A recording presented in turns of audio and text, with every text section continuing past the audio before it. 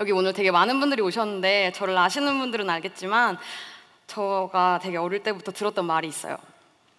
너는 애가 왜 이렇게 산만하니? 넌 별게 다 궁금하다. 그때 하던 건 다 했니? 너 그 뭘 하면 한 달을 못 가네?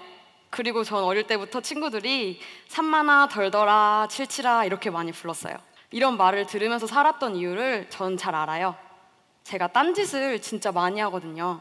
아마 이 자리에서 제가 딴짓 인류라고 자부를 할 수도 있을 것 같아요. 제가 SBS 스브스 뉴스라는 곳에서 처음으로 인턴 생활을 경험을 해봤어요. 작년에. 이렇게 멋있는 9명의 친구들과 6개월을 동고동락을 하면서 아침에는 기사거리를 찾고 저녁에는 카드뉴스를 만들어서 페이스북 같은 데 올리는 일을 했거든요. 혹시 작년에 생리대 깔창 사건 다들 기억나시나요? 그 사건을 초반에 취재를 해서 굉장히 크게 이슈를 냈던 똑똑한 친구도 함께 했었고, 또 마시멜로에 대한 오해를 풀어서 초코파이 회사에서 고맙다고 선물을 이만큼 받아왔던 친구도 있었고요. 또 어떤 남자친구는 폐경이라는 말 대신 완경이라는 말을 쓰자는 기사를 써서 대박을 터뜨리기도 했고, 또 다른 친구는 너무너무 성실히도 하루에 기사를 하나씩 써서 성실하다는 칭찬을 받을 정도로 굉장히 활약을 했던 친구가 있었어요. 그 틈에서 저는 어떤 활약을 했을까요? 저는 계속 딴짓을 했습니다. 오죽하면 남들보다 기사를 쓰는데 시간이 두세 배나 더 걸리더라고요. 딴짓하느라고. 심지어 어떤 일도 있었냐면요, 제가 아침에 출근해서 포털 사이트에 들어갔는데 멍때리기 대회가 열린다는 거예요. 그래서 너무 재밌겠다 싶어서 하루 종일 앉아서 그 지원서를 썼어요. 그래서 17대 1의 경쟁률을 뚫고 이렇게 멍때리기 대회에 나가게 됩니다. 여기 맨 앞에서 제가 아주 열심히 멍을 때리고 앉아 있습니다. 이렇게 하루하루를 너무 열심히 나름대로 보냈는데 정신을 차려보니까 저는 스브스 공식 월급 루팡이 되어 있더라고요. 자괴감이 들었어요. 내가 이러려고 인턴을 했나 싶더라고요. 그래도 적어도 내가 다른 인턴 친구들만큼은 해야 되지 않을까라는 생각이 들어서 그날부터 저는 결심을 했어요. 나도 하루에 기사를 하나씩 써보자고요. 걔네들을 이렇게 유심히 봤더니 되게 빨리빨리 뭔가 일을 되게 잘하더라고요. 그래서 저도 빨리빨리 막 해보려고 했어요. 근데 딴짓을 좋아하는 저한테는 그 빨리빨리가 대충대충이 되더라고요.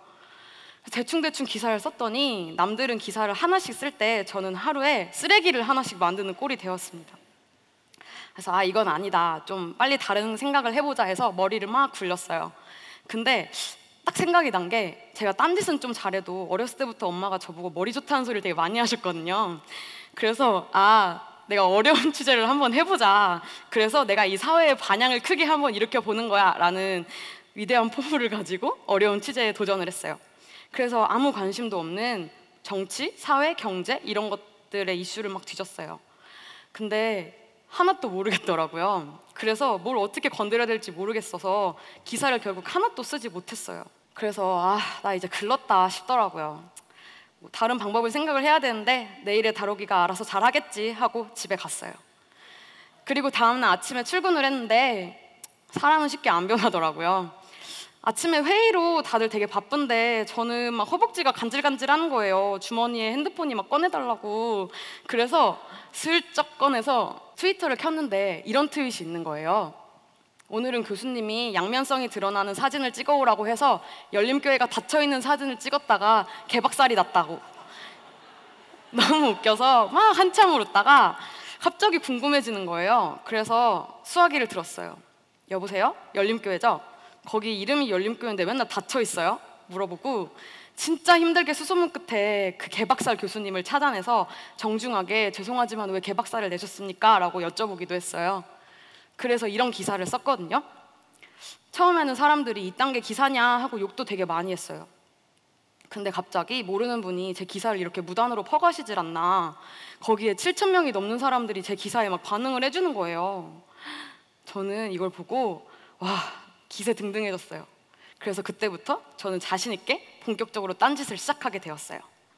원래는 몰래 막 딴짓을 했다면 이때부터는 막 대놓고 페이스북도 보고 트위터도 보고 막 딴짓을 되게 많이 했어요.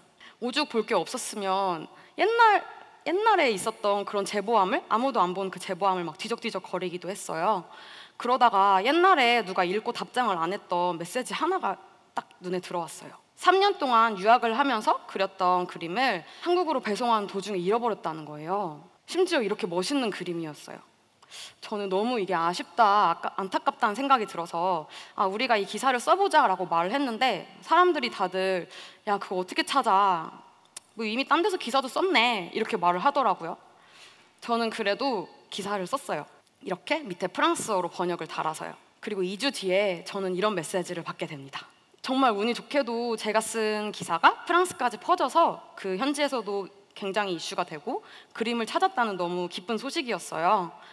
저는 너무너무 행복했어요. 그리고 이 일을 계기로 저는 SBS 8시 뉴스에 인터뷰 요청을 받게 됩니다. 그래서 이렇게 당당하게 그 어렵다는 공중파 데뷔를 한 번에 해버립니다. 이쯤 되니까 내 딴짓이 좀 먹히나 싶더라고요. 그리고 그때부터 그냥 평소엔 이건 기사거리가 아니야 라고 지나갔던 제 딴짓거리로 나왔던 것들이 다들 기사거리처럼 보이기 시작했어요.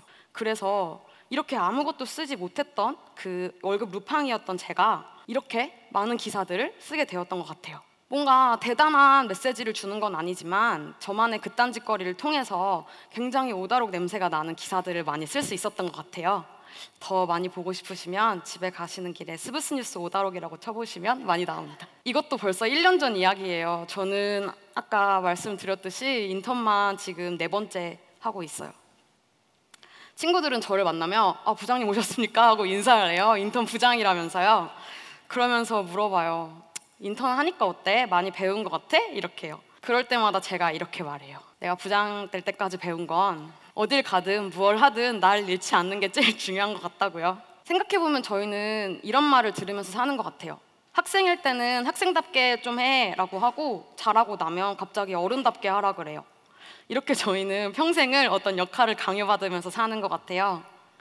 근데 오늘 제가 여러분들한테 말씀드렸던 그 스브스 뉴스에서 6개월은 인턴다운 오다록이 아니라 오다록다운 인턴의 6개월이었던 것 같아요.